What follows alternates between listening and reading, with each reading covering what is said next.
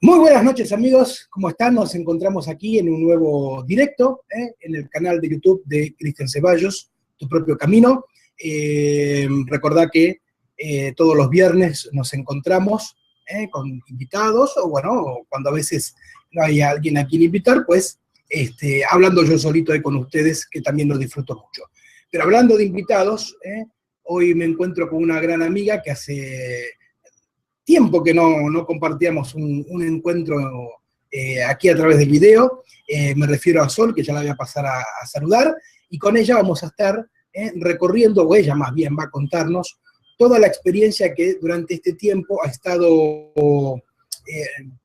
recolectando, por decir así, de sus distintos viajes a Egipto, y aparte, bueno, con una información que, por lo poquito que me empezó a contar antes de empezar el encuentro, pues realmente está fabuloso. Sol, ¿cómo estás? Hola, ¿qué tal, Cristian? Fenomenal, y además encantada de volver a estar aquí contigo. Bueno, y con todos nuestros amigos. Yo te agradezco el hecho de que hayas tenido la amabilidad de acompañarnos, y sobre todo, aparte, para compartirnos esta experiencia, que realmente es la parte más linda. O sea, tener una experiencia y después tener la posibilidad de compartirla es lo que la enriquece y la engrandece. Y vos, bueno, ¿cuántos viajes has hecho a Egipto ya? Bueno, físicos, 3. Astrales, sí, vamos a hablar de los físicos, porque vamos a empezar por ahí, digamos. Después le subimos el 3 viajes ya, pero y más los que tenés programados para este 2016. Sí, en principio uno fijo en diciembre, igual que el que hemos hecho este año pasado, y otro posible también en octubre o noviembre, o sea que este año va a haber mucho Egipto, y además es que cada vez que voy a Egipto aprendo cosas nuevas. O completo, ¿no? Voy añadiendo más piezas porque para mí ir allí es que es impresionante, siempre descubres algo nuevo. Es que es un rompecabezas que hay que ir armando, digamos. O sea, la cultura egipcia realmente... a ver, lo que conocemos son vestigios por lo que vemos o por lo que nos cuentan, pero no hay que olvidar que hay mucha información que para encontrarte con esa información, vos tenés que ir al encuentro. O sea, no te lo va a dar ni un guía de turismo, ni la vas a encontrar en un museo, ni en un libro. Tenés que estar vos ahí y contactarte con esa información. Así que bueno, Sol, me gustaría escucharte realmente todo lo que es mi experiencia en Egipto. A ver, tienes razón, o sea, Egipto no lo conoces con los libros, no lo conoces solamente con lo que te cuentan. Eso es una parte, y otra parte es la propia experiencia, y que cuando tú vas a Egipto, en principio el ir a Egipto es porque Egipto te llama, yo eso estoy convencida, ¿vale? Y después, a través de propias experiencias, sensaciones, sueños, que luego parece como que todo se te va acoplando, textos, personas que te van añadiendo imágenes. Yo estoy alucinando porque es que es por todos los lados que van llegando cosas, ¿no? Yo con Egipto, ya lo he dicho alguna otra vez, mis contactos fueron desde que nací prácticamente. Con 1 año y 2 años no sabía escribir ni pintar y yo ya te dibujaba pirámides. O sea que para mí Egipto es como mi cuna, ¿no? Entonces, conforme más he ido, como digo, conectando con ellos, y cuando he llegado allí realmente es cuando he entendido lo que quiere decir Egipto. Egipto no es un puñado de dioses, ni un puñado de templos, ni unos jeroglíficos. No. Egipto es algo muy complejo. Egipto para mí es el origen, recogió todo ese principio planetario, todo ese origen de la humanidad, y es como si lo hubiera colocado en un puzzle que no todo el mundo, o se tarda, como si dijéramos mejor, no se tarda en terminar de ver o de disfrutar, pero que está ahí todo ese origen, ¿no? Lo anterior ha sido destruido, Mu, Lemuria, Atlántida, pero nos queda Egipto, y es una pena que no sepamos sacar todo el jugo que quiere decir Egipto, ¿no? Entonces, como digo, no es un conjunto de piedras. No es tan importante a lo mejor saber cuándo se construyeron las pirámides, sino lo que representan las pirámides y la energía que mueven las pirámides. No es tan importante saber, pues eso, si el templo de Osiris se llama Estanávidos o no, lo que representa ese templo, ¿no? Entonces, yo he ido aprendiendo, como digo, lo que es la esencia. Por un lado, he entendido también eso, ahí sí que ha habido documentación, ¿no? Y parte también lo que me ha ido viniendo, que Egipto en principio no estaba ubicado donde está, ¿no? Egipto, el Nilo, que es la Kundalini de Egipto, que en realidad se le consideraba la Kundalini de Osiris, no iba por donde va ahora, el Nilo se desviaba hacia la izquierda justo en Khartoum, ¿no? Llegaba hasta el Golfo de Guinea, eso no tiene nada que ver como está ahora. Pero es como si hubiera sido reconstruido para marcarnos ese mapa celeste en este planeta y que pudiéramos, o sea, que nunca pudiéramos olvidar cuáles eran nuestros orígenes y cuál era el fin de la creación de la humanidad aquí. Todo eso lo estoy aprendiendo, y digo lo estoy porque lógicamente no he terminado de aprenderlo. Pienso que es tanto lo que hay ahí que nunca se terminará, ¿no? de poder encontrar o de poder seguir haciendo acopio de información. Lo primero que he ido entendiendo es lo que representa justamente esa Kundalini, ese Nilo, aparte de la vida, que ya sabemos, ¿no? Todo se construye al lado, ya que está en el desierto. Y los centros de poder y por qué los templos están ubicados donde están y por qué inclusive ha habido errores en esa ubicación de lo que representaban. Me refiero, los 7 centros energéticos de Egipto, los 7 chakras, como les llamamos, que están en representación de los puntos de poder a lo largo de ese Nilo, hay 2 de ellos que han estado desubicados durante muchísimo tiempo. Y curiosamente son los 2 que tienen que ver con la autoestima en el humano y la comunicación. Y siendo Egipto el chakra de la comunicación del planeta. Y esto me parece muy grave. Porque claro, la Kundalini, lo que es el Nilo, que representa esa Kundalini y esos templos, en lo que representan los misterios, eso sería que representaba a Osiris en sí. Y Osiris era el hombre dios. Osiris no era un dios en realidad. Osiris, incluso ya hay algunos escritos de historiadores que reconocen que pudo ser uno de los antiguos gobernantes de Egipto y que podía llegar a medir hasta 3 metros. No hace tanto se ha descubierto una tumba que posiblemente sea la tumba de Osiris, cercana entre la Esfinge y la pirámide de Kefren, y que tiene toda la forma de una isla rodeada de ese agua, donde el agua es el elemento de Osiris, porque es el acceso, ¿no? A ese inframundo, a ese inconsciente, a esos misterios, que es lo que él representa. Entonces, como digo, ese canal y esos chakras que estarían en esos centros de poder representados por esos 7 construcciones o templos, como queramos llamarlo, no estaban estos 2 ubicados, el 3 y el 5.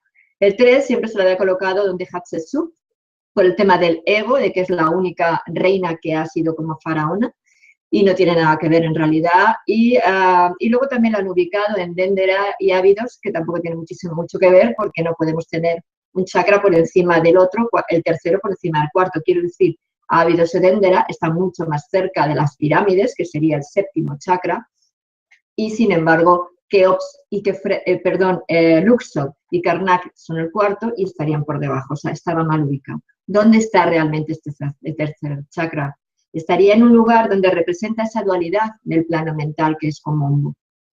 Entonces, este sería un centro. Otro que no estaba bien ubicado es el 5º. El 5º es la comunicación. Y lo habían colocado en una zona aislada, en un lago salado, totalmente fuera ya de la comunicación real con el Nilo, porque solamente está por un canalito, y que la mayoría de las veces está seco. Y por tanto, ¿qué pasa? Que la comunicación no tendría esa hiladura, esa energía no estaría en sintonía. Claro, aquí tendría que ver, por ejemplo, con lo que está en la Biblia, ¿no? De la Torre de Babel, que se creó el idioma para que cada uno nos fuéramos por.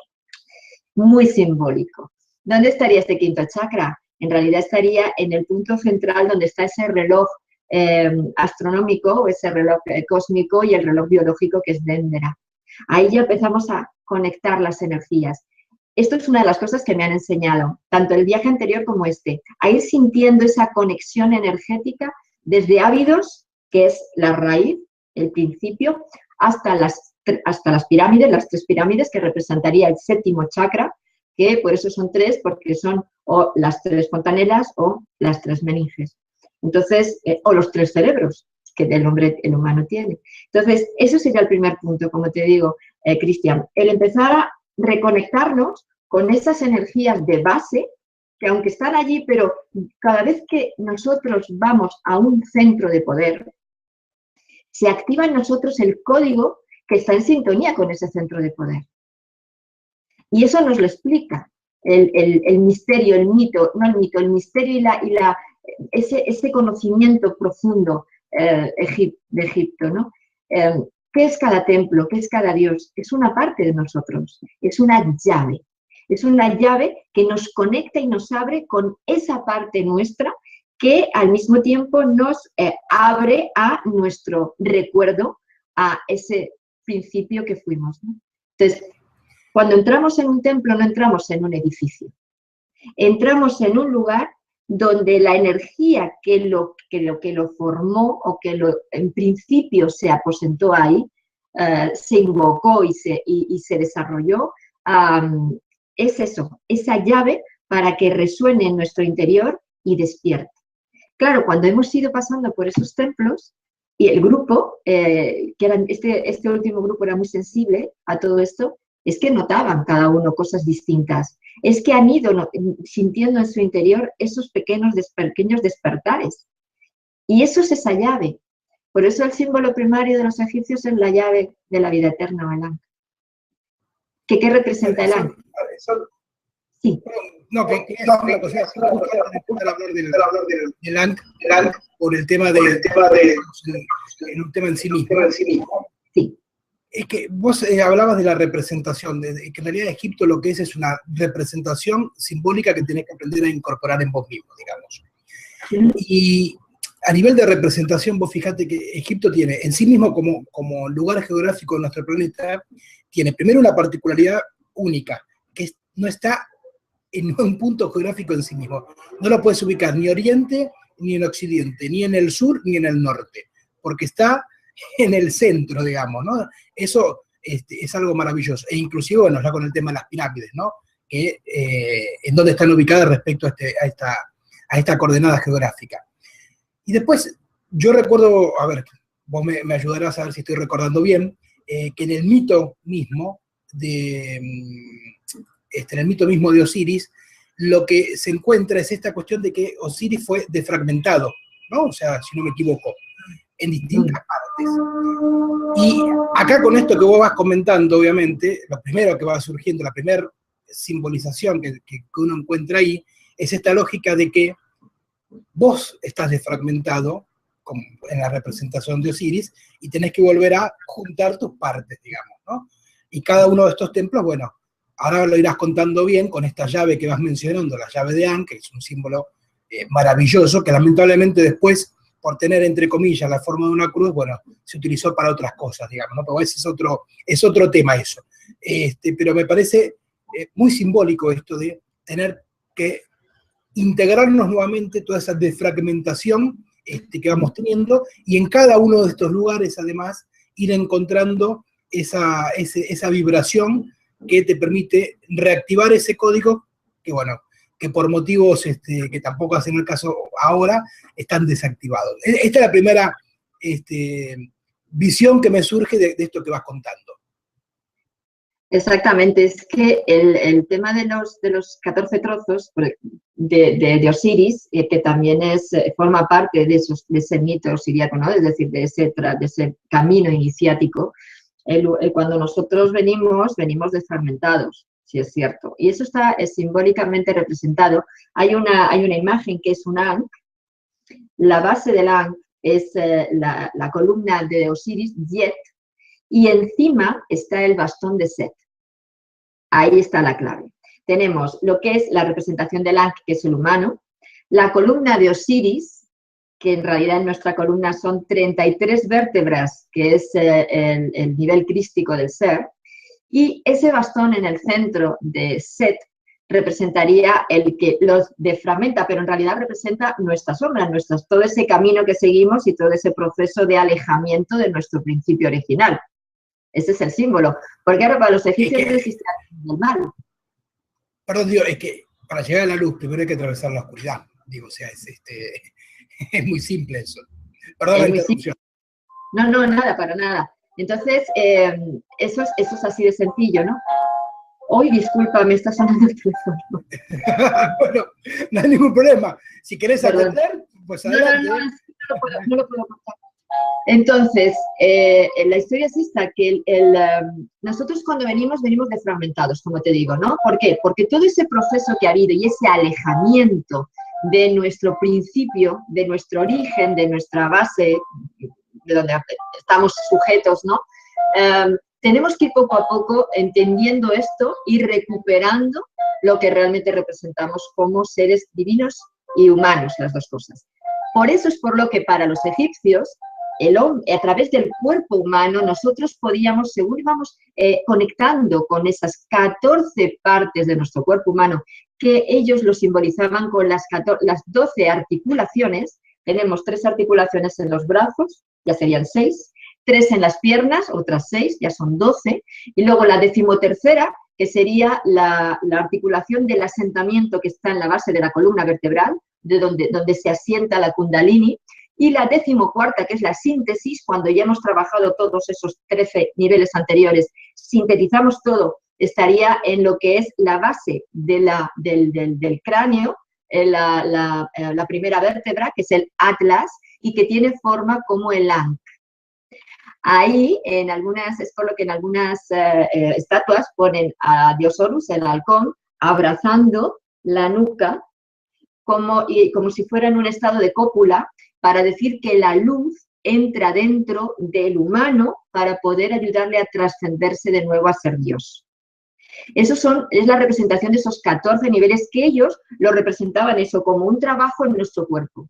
En los misterios el iniciano tenía que entender que el cuerpo es un templo. Pues de ahí lo del tema de los templos. Y cada uno tiene una clave que va activando nuestro templo, que es nuestro cuerpo. Porque a través de nuestro templo el alma puede evolucionar y retomar el camino ya de vuelta a casa, como si dijéramos. Por eso se llama la clave 14 o la clave del retorno.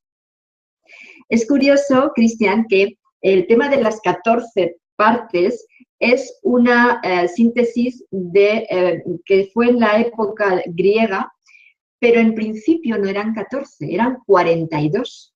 Pero fíjate, 14 por 3, la Trinidad, son 42. De manera que tú tienes que pasar esos 14 peldaños, estados, lo que fuera, en los 3 niveles de la conciencia. El físico, que iría ligado al emocional, el mental y el espiritual. Y entonces es cuando tú das el salto. Por eso los egipcios tienen sus 42 dioses, que eran los representativos de los 14 nomos o provincias en los que dividieron Egipto, como esa simbología primaria de base de las 42 claves que tenemos que pasar, ¿bien? O 14 por 3, ¿vale? Entonces, fíjate qué complejidad tiene lo que representa. Luego, además, ellos también representaban no solamente los templos como esa llave o esa sintonía, sino que cada uno de ellos iba ligado a un sonido, como una especie de vibración. Y es curioso que en algunos de ellos, cuando hemos estado en meditación, se oía como una especie de sonido de fondo que no sabías de dónde salía, pero también un perfume. Las esencias para ellos son importantísimas y hay 4 esencias básicas. El loto azul, la mimosa y la rosa, primarias. Y luego aparte estaría mirra y cachemir. Fíjate, en el primer viaje que hice, cada vez que entraba yo no tenía ni idea de esto, ¿vale? Por eso cada vez que voy es como una pieza añadida. El primer viaje que hice era... cada vez que entraba en un templo olía a una cosa dulce que no identificaba de primeras. Yo preguntaba a la gente y me decían, pues yo no huelo a nada. Pues no olía a nada, pero yo siempre olía a algo. Luego lo identifiqué como algo parecido a la mimosa, pero era invierno y allí no había árboles de mimosa. Entonces, claro, me quedaba como un poco sorprendida. Pero fuimos a un lugar, a una fábrica de esencias. Y entonces pregunté si tenían mimosa. Y me dieron 3. Una de ellas era el mismo olor que yo había olido en los templos. A la persona que nos explicaba cómo se trabaja con las esencias le pregunté que por qué yo olía a mimosa en los templos. Y ellos me dieron el principio de una explicación que luego he completado esta vez, ¿no? La mimosa es uno de los esencias que utilizaban los sacerdotes cuando hacían la invocación a los dioses y tiene que ver justamente con el chakra superior. Es ya la conexión con la divinidad. Así como la rosa tiene que ver con la conexión con el corazón y el loto tiene que ver con la base porque es donde se asienta la kundalini. Claro, ahí vas entendiendo más cosas. Por todos los lados tú vas como recibiendo claves para tu despertar. Y ahí, templo a templo, lugar a lugar, de energía a energía, vas como abriendo, desarrollando, ¿no? Hubo en una de las zonas... Sí. Una cosita, porque con todo esto que vos vas contando, es muy claro que lo que se propone es un camino a recorrer, no una cuestión mágica de decir, bueno, de la noche a la mañana te despertaste con una conciencia iluminada. No. Sino que realmente lo que se trata es de un camino que tenés que recorrer. Y si seguimos la lógica que estamos planteando, ni siquiera una sola vez. En esos 3 estados, en esas 3 lógicas. Esto es muy importante entenderlo, porque hoy en día, digamos, dentro digamos así, del ambiente de lo que trabajamos nosotros, hay mucha gente que lo que quiere son cuestiones fáciles, resultados inmediatos, ¿no? O sea, creer que de la noche a la mañana, como decíamos, vas a despertar tu conciencia, y no, eso, no hay que confundir lo mágico con la magia. O sea, el camino a la transformación personal, el camino al despertar tu conciencia es un recorrido, es un camino que tenés que hacer pasito a pasito. Por eso todos los mapas que encontramos en las distintas culturas que nos han legado esta sabiduría iniciática, lo que encontramos es eso, es un recorrido. No es una cuestión de... vuelvo a decir, de la noche a la mañana o por pensar en positivo, ya está, no. Es un camino a recorrer que aparte implica un grado de compromiso personal elevadísimo. Y esto que vos vas contando, de alguna manera, pone con mucha claridad este punto. Claro, es que piensa que lo que tiene que ver con el espíritu es todo un aprendizaje, es como una escalera. Tú vas peldañito a peldañito aprendiendo y lo vas asentando y luego hay que irlo asimilando, reflexionando. Es todo un trabajo que además no es de una vida. Ahora, nosotros, ¿qué pasa? Que lo que se acostumbra es como todo lo hacemos desde el plano mental, que es ego, no bien trabajado, entonces pensamos que en 2 días estamos preparados para... No, eso no es cierto. Eso lo único que nos hace es cada vez potenciar más el ego espiritual de creernos dioses antes de ni siquiera llegar a ser unos humanos realmente identificados e integrados, en coherencia. Como siempre digo, pensamiento, emoción y acción en la misma dirección. Entonces, esto es todo un trabajo y además de compromiso. No de voy a ir para allá, voy a ver aquello, qué bonito, tal y cual, o bueno, como me cuentan esto, ya sé de lo que va y ya estoy preparado. Yo sé que a cada viaje que haga recibiré más información y más cosas a trabajar y además considero que es como tiene que ser. Lo otro no es válido, lo otro no se integra, lo otro no es un trabajo profundo de tu alma en conexión con tu conciencia superior. Que va, es ego puro y duro, Cristian. Soberbia, digamos, para decirlo también de una manera. Es un camino, y eso es importante. Para mí es una de las cuestiones fundamentales, y que además lo podamos encontrar, digamos, en la cultura egipcia, con todo lo que eso representa, ¿no? Una de las culturas que más ha trabajado el hermetismo en sí mismo, ¿no? La cuna de Hermes, ¿no? De Hermes Trismegisto, digamos, ¿no? De alguna manera. Una cultura que además tiene contactos directos con civilizaciones anteriores, ¿no? Como puede ser, por ejemplo, la cultura atlante, que bueno, a lo mejor no es el momento ahora, pero bueno, hay que entender que tiene que ver. Ahora voy a contar una cosa. Ah, bueno, no, adelante, contala, me interesa escucharla, adelante. Sigue, ahora luego lo digo. Bueno, no, simplemente esto, o sea, ver cómo a medida que vos vas haciendo tu relato, que confirma que es un camino, pero además otra cosa importante, no es solamente caminar, es experimentar tu camino, o sea, incorporarlo desde una manera implicativa, o sea, como digo, ponerle el cuerpo. No es solamente caminar y ya, o sea, no por ir a un templo ya está, sino que es la implicación de la enseñanza que encontrás, bueno, en este caso en el templo, en el recorrido. Entonces, y la frase que vos dijiste, que es una frase que yo digo mucho, esto de la coherencia, o sea, que tu pensamiento, tu emoción y tu acción estén coordinadas y alineadas en convergencia de un resultado, de algo a lo que vos te dirijas en la vida. Yo, cuando muchas veces hablo del tema, digo, ¿de qué está enferma la humanidad hoy en día? De incoherencia. Es la mayor enfermedad que azota al ser humano. Si vos sos coherente con tu pensar, tu sentir y tu acción, y recorres un camino de manera implicativa, pues bueno, ahí sí podés decir que estás en ese camino del iniciado, en ese camino en donde, primero, como bien decías, tenés que aprender, transformarte a ser humano, porque ni siquiera, digamos, desde la base, lo que sos es un ego con patas, como digo, o sea, primero tenés que llegar a ese lugar de humano para recién ahí iniciar tu camino hacia la divinidad. Disculpame la interrupción, Sol. No, al contrario, me ha venido fenomenal porque me ha dado pie a lo de los atlantes. Lo del ego con patas lo digo yo también, es curioso, es que también lo digo. Sí, así, a ver, es básico, que dicen, es que si no, es que si el ego no lo trabajamos, no entramos en nuestra sombra, no la identificamos, no la trabajamos, no entendemos que no pasa nada por tener determinadas historias que no estén bien canalizadas, lo importante es identificarlas y trabajarlas, ¿vale? O sea, es que eso es realmente el iniciado, ser consecuente con nuestras propias debilidades o inclinaciones no muy bien encajadas para hacer un trabajo de encaje, ¿vale? De recoloque, ¿no? Entonces, en esa es la línea, porque además todos lo que son las líneas mistéricas y iniciáticas, el camino era largo, era muy largo, incluso a veces que eso no se terminaba en una vida.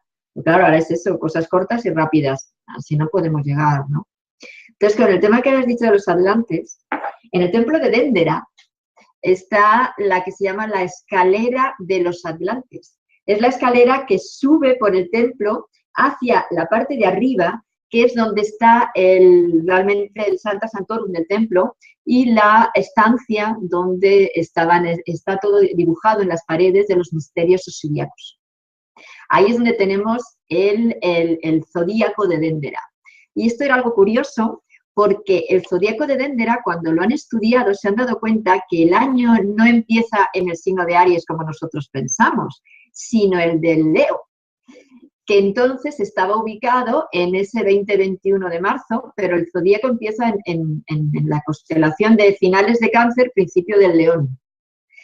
¿Dónde estaba ubicado en el horizonte? O sea, en ese momento, ¿en qué años estaba eso ubicado? Eso estaba ahí para poder hacer ese zodíaco.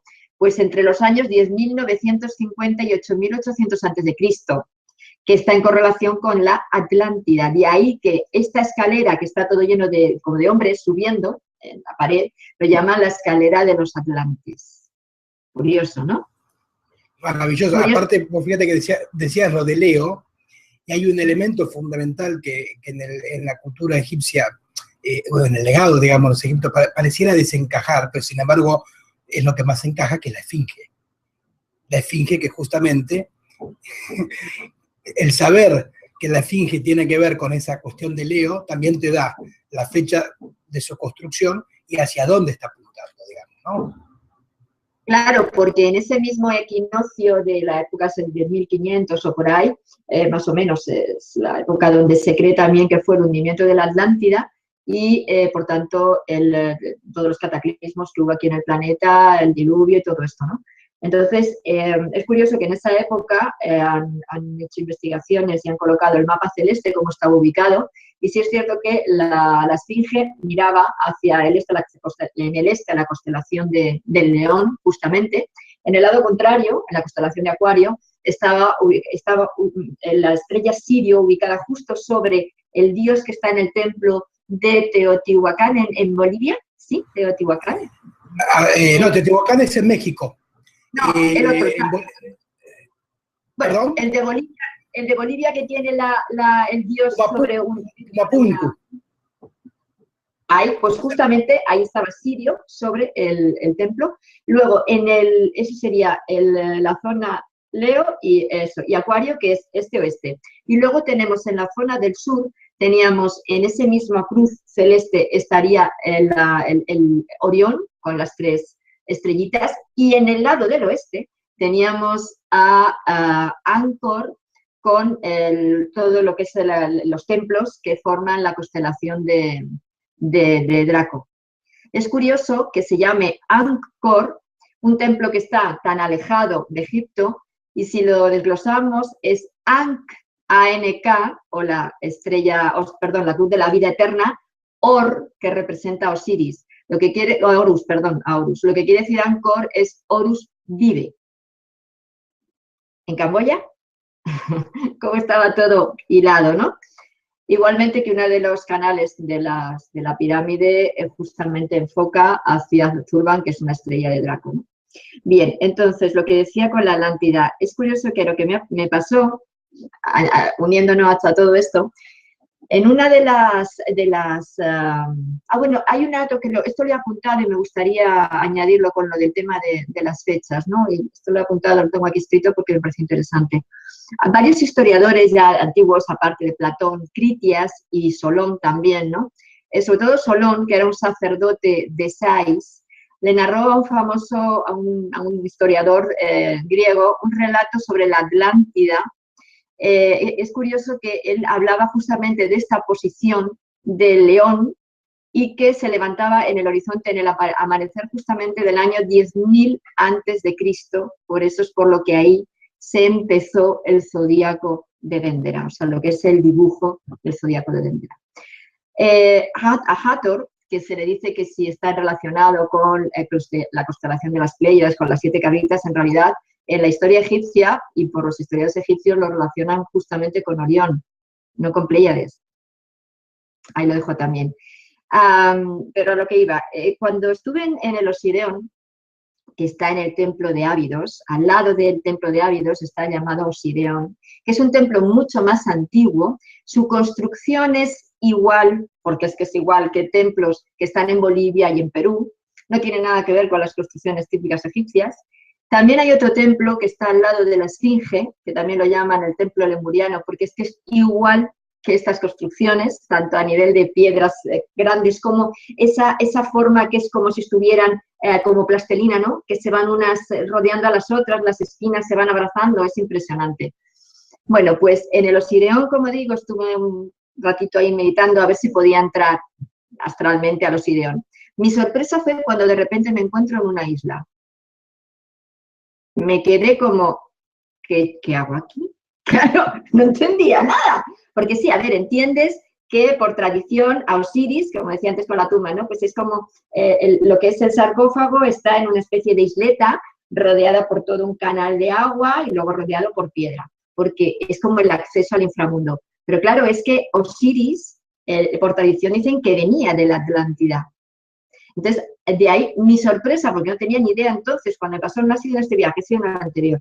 Mi sorpresa fue que yo me quiero meter en el Osireón a ver cómo es y si realmente está ahí, como dicen, la reliquia de la cabeza de Osiris, como si, a ver, energética y simbólicamente hablando. Está claro que no me voy a encontrar una cabeza, ¿no?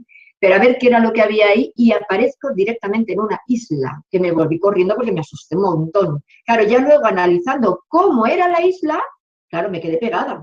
Porque investigando posteriormente es que he encontrado otras personas que escriben, ¿no?, de la relación que hay entre Osiris, la Atlántida, entre el Osirión y la Atlántida. O sea, es como una especie de reafirmación de esa, de que en realidad Egipto es como si fuera una colonia atlante, ¿no?, que ha recogido toda esa sabiduría de esas escuelas ancestrales de la Atlántida. Entonces, realmente, Cristian, yo me quedé un poco como, no sé si de esto tú sabes algo, comentar algo. Es que ahí, el hermetismo lo que nos cuenta es que cuando la Atlántida, bueno, ya se hunde, digamos, primero que la Atlántida no se hunde de una sola vez.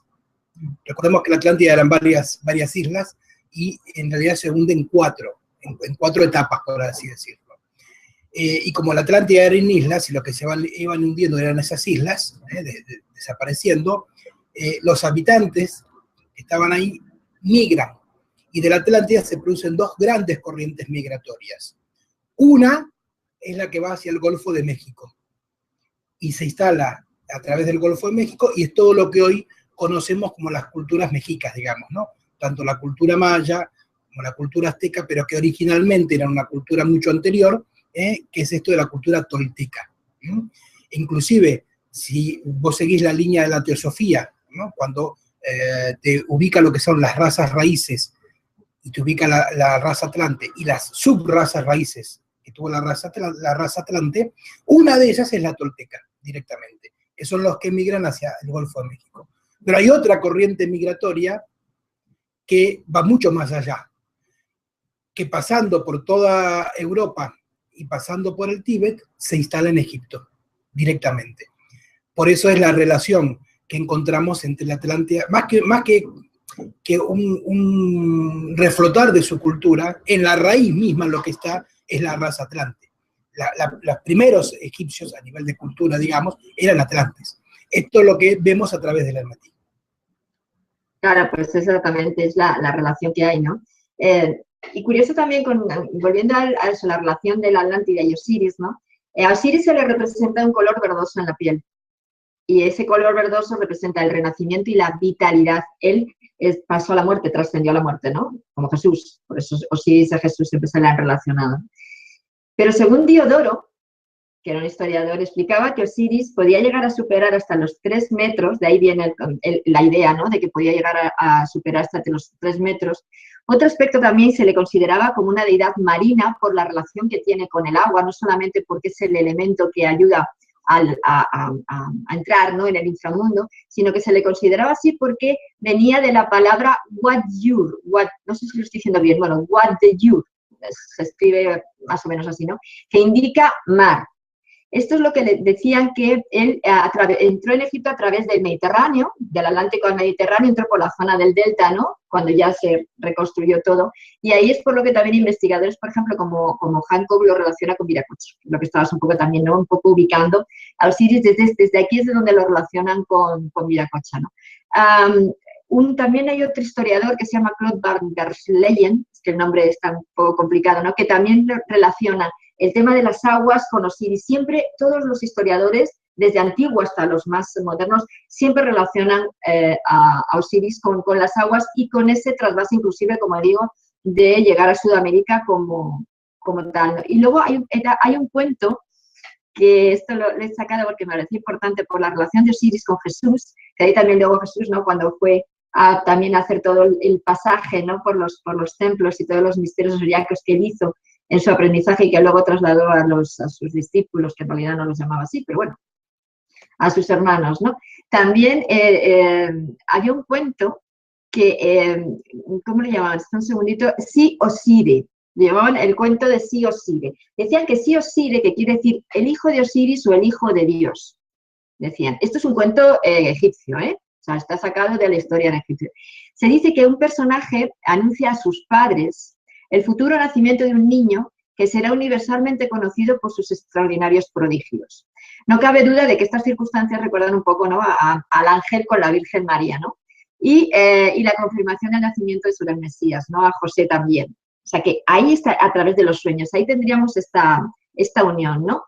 Pero luego hay otro pasaje más llamativo, que es la semejanza que nos cuenta también en el Evangelio de Lucas con este cuento, en el que ambos personajes, a la edad de 12 años, tuvieron sendas conversaciones con los sabios del lugar. O sea que también en este cuento de Sí Osire, a la edad de 12 años, este niño va a la casa de la vida, que es el templo de Ptah, y entonces tiene su encuentro con los sabios. Qué curioso, que es lo mismo que luego se cuenta con Jesús. Yo cuando me pusieron, porque a mí es que en mi camino siempre me han ido poniendo las cosas, o sea, yo hay veces que busco y otras veces es que se me van cruzando. Y esto cuando me lo encontré de cara es como, Dios, si es que es lo mismo. Y es real, o sea, es un cuento que está en lo que es toda la historia egipcia sacada de los jeroglíficos, o sea, que no es una cosa posterior, ¿no? O sea, que ahí vamos viendo un poquito cómo se va la historia entrelazando. Y cómo al final, si nos damos cuenta, es todo lo mismo. es toda una cadena de situaciones semejantes, porque igualmente, por ejemplo, con Jesús, en la crucifixión de Jesús, también se encontró un sello hecho de barro de Dionisos también crucificado. O sea, quiere decir que vamos llevándolo todo, ¿no? Pero es curioso todo esto que te digo, que cada vez que voy allí o cada vez que investigo, me quedo más desencajada la mandíbula, como solemos decir, de lo que me sorprende, todo lo que queda por descubrir, todo lo que está ahí y todo lo que representa el despertar, ¿no? Y lo importante para eso, que es lo que tú decías, entrar en la sombra, bucear dentro de nosotros, no tener miedo a mirarnos de frente, no pasa nada, si no pasa nada, por mirarnos como realmente somos. Para tener alas, primero tenemos que tener pies. No sé cómo decirte, que decir, primero tenemos que saber quiénes somos, si no, ¿cómo narices vamos a identificar esas alas, no? Entonces, esto del el camino iniciático, sobre todo el descubrimiento con respecto a esa clave 14 o clave del retorno, ese trabajo a través de nuestra columna vertebral, de todas las energías que movemos, lo que representa la Kundalini, los centros energéticos, es que es un sinfín de cosas y súper valiosas. Es que eso que vos vas mostrando a través de esta relación que encontramos, ¿no? Está claro que es una mitología ya del humano, es una mitología universal. Por eso yo muchas veces digo que uno de los clics que tenemos que hacer nosotros para contactarnos con el mensaje hermético, este mensaje de sabiduría, es romper el paradigma científico de que hemos comprado que si la ciencia te dice que está científicamente comprobado es válido, ¿no? Y que si no te lo valida la ciencia, pues no sirve, no, es ciencia ficción, es un cuento, es un mito, es mentira. Y yo ahí digo que el clic que tenemos que hacer es transformar en mitológicamente comprobado. O sea, cuando vos encontrás 3 o más mitos de distintas culturas que compartieron distinto tiempo y distinto espacio, y te están hablando de lo mismo, hay que entender que hay un mensaje muy fuerte ahí, ¿no? Sobre todo, por ejemplo, con el tema de lo que hoy llega a nosotros a través del mito religioso de Cristo, en donde, bueno, el tema de la fecha de su nacimiento, el tema de la anunciación, el tema de la resurrección, son cuestiones que encontramos en muchísimos dioses. Vos nombrabas a Dionisio, está Horus, está también Mitra, Buda mismo, Krishna, porque también muchas veces lo que se representa ahí son rituales, como el hecho de estar 3 días, resucitar entre los muertos, el peregrinaje, los 40 días en el desierto, bueno, todo eso son rituales de iniciación, ¿no? La resurrección de Lázaro, bueno, son todos rituales que hay que ir haciendo. Entonces, ahí es donde hay que aprender a romper el fanatismo por un lado, porque a veces el fanatismo lamentablemente te ciega, y ampliar nuestra mente a ver qué nos cuentan otras culturas. ¿Por qué quedarte solamente con lo que te dice alguien que aparte lo tiene acomodado a su conveniencia? A ver, ¿qué dicen los egipcios de esto? ¿Qué te cuentan las culturas mexicas? ¿Qué te cuentan los incas? ¿Qué te cuentan los sumerios? ¿Qué te cuentan los mitos griegos? Bueno, y ahí vas a darte cuenta que en realidad hay un espectáculo maravilloso por descubrir y que todo apunta siempre a lo mismo, que es lo que vos muy bien decías, a un camino de transformación personal. Un camino que me encantó eso también que mencionabas, de que no hay que tener miedo de encontrarte ante tu oscuridad. No hay que tener miedo, o sea, tenés que tomar, primero que hay que tener valor, digamos, para hacerlo, ¿no? Para descubrirte esa parte oscura de cada quien. Pero sin descubrir esa parte oscura, jamás la vas a atravesar. Y si no atravesar la oscuridad, no vas a llegar a esa iluminación. O sea, el momento más oscuro es justo el que antecede el amanecer. Y tenemos que pasar también por ese momento. Es bastante simple, digamos. En realidad no es una cosa complicada, la complicamos nosotros después, ¿no? Pero es bastante simple. Exactamente. Pero fíjate que el bautismo es un ritual egipcio.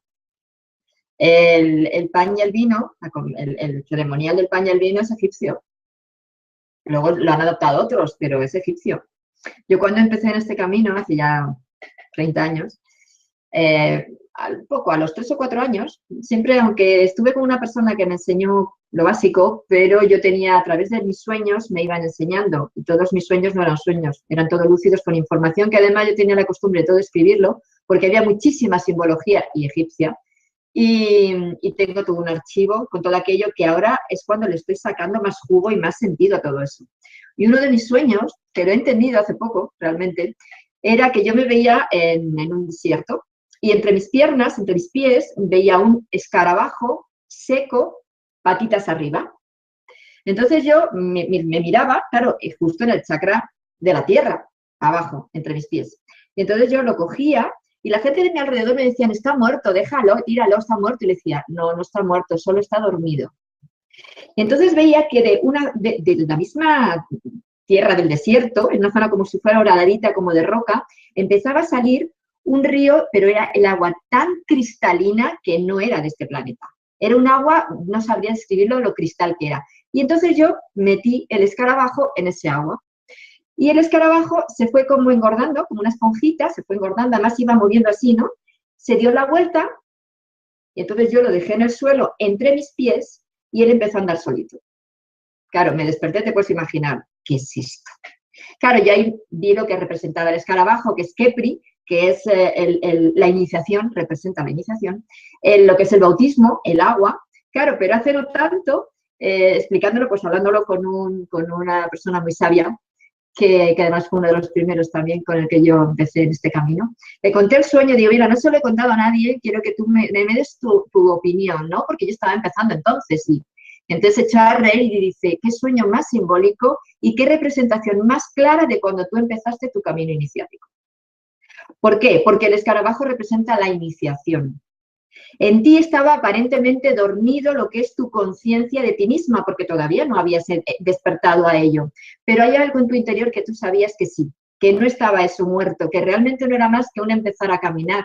Y eso fue lo que hiciste. Entonces, cuando el escarabajillo empezó a caminar, en realidad lo que representó era tu principio de ese camino, cuando tú empezabas a poder llegar a ser, que es lo que representa Kepri, cuando ya lo vemos representado en el cuerpo humano, en la cabeza de escarabajo, representa el humano que ya llega a ser Dios, es decir, que empezó hace tiempo ese recuerdo y que ya se conecta con.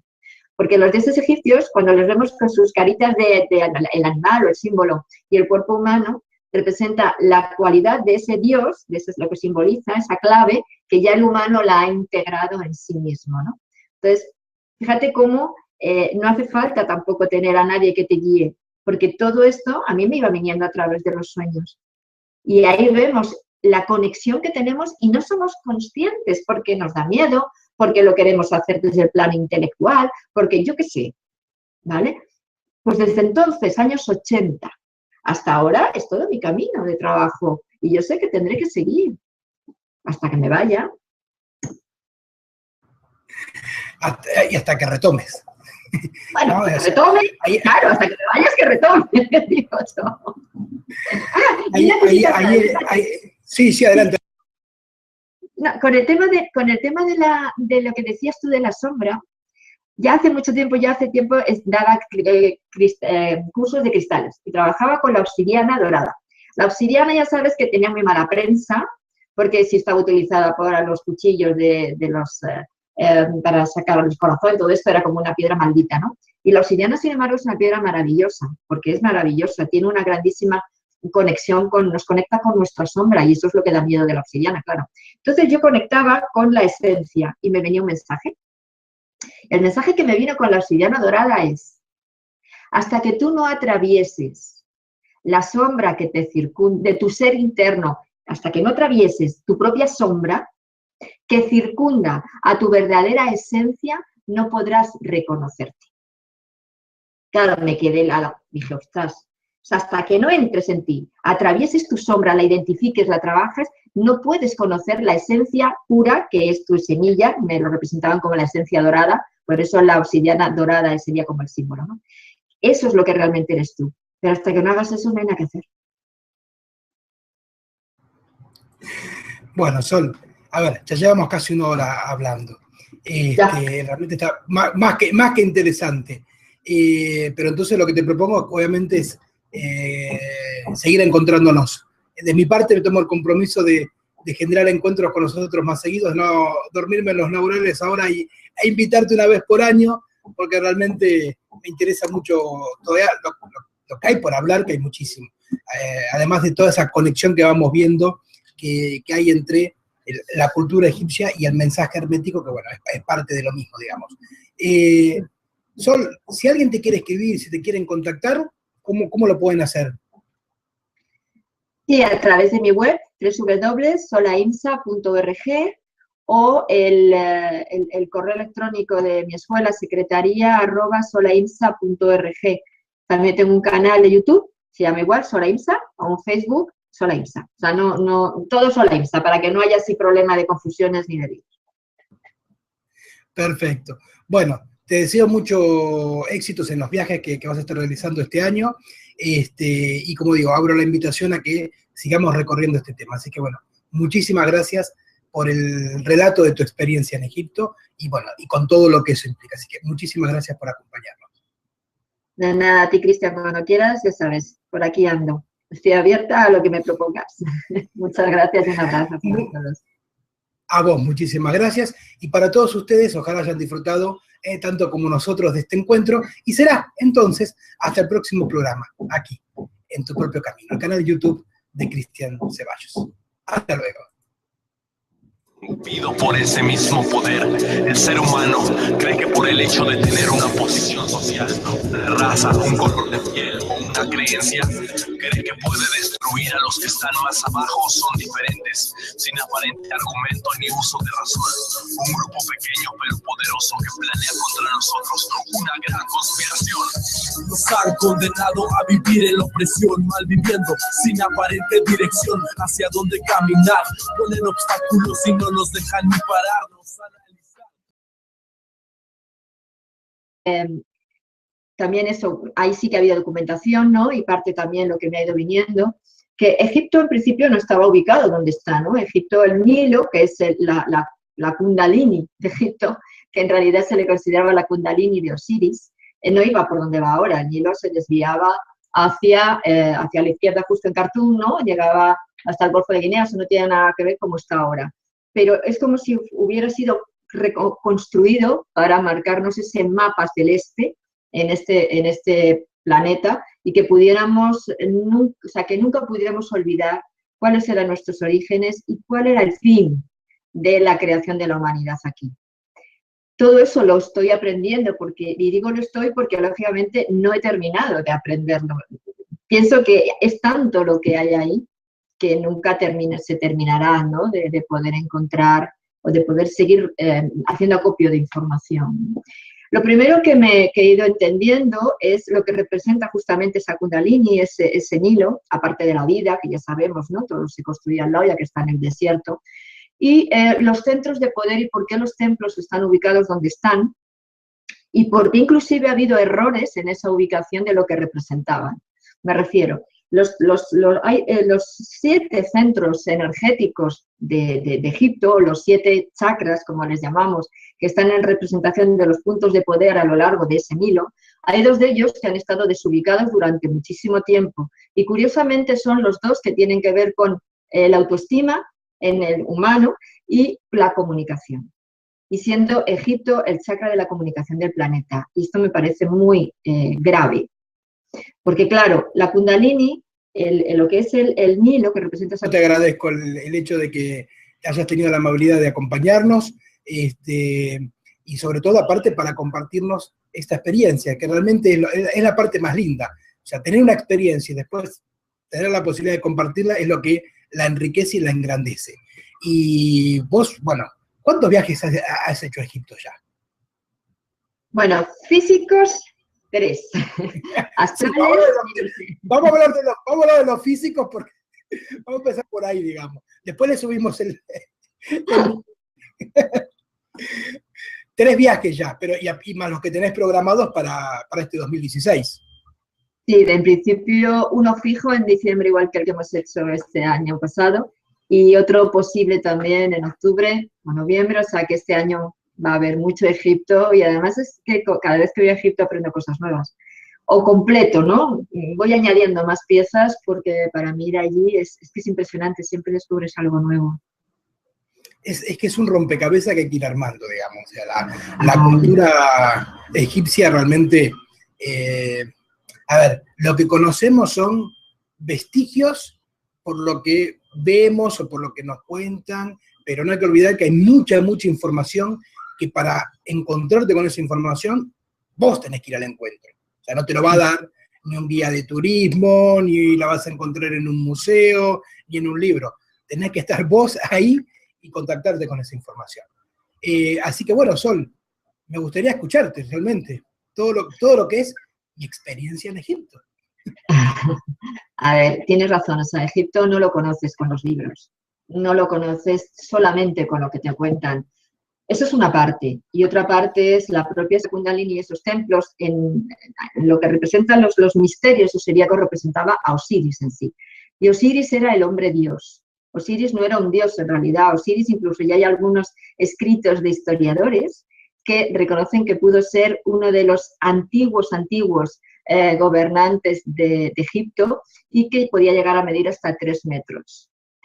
No hace tanto se ha descubierto una tumba que posiblemente sea la tumba de Osiris, cercano entre la Esfinge y la pirámide de Kefren, y que tiene toda la forma de una isla rodeada de ese agua, donde el agua es el elemento de Osiris, porque es el acceso, ¿no?, a ese inframundo, a ese inconsciente, a esos misterios, que es lo que él representa.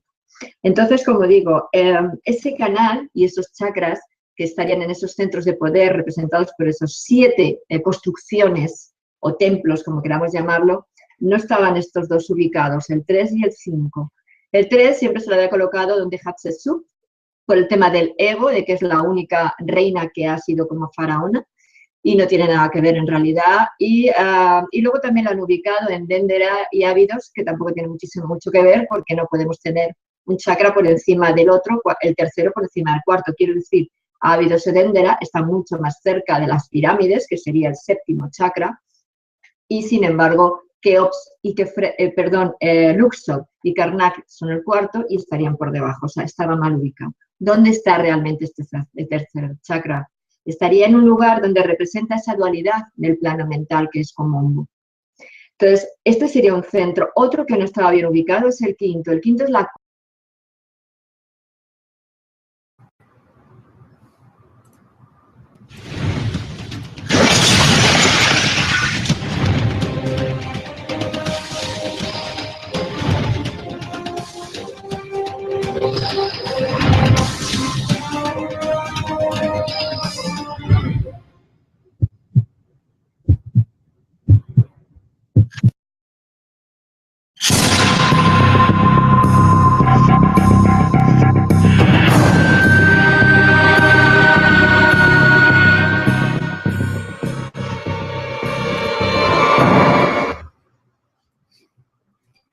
Muy buenas noches, amigos, ¿cómo están? Nos encontramos aquí en un nuevo directo, en el canal de YouTube de Cristian Ceballos, Tu Propio Camino.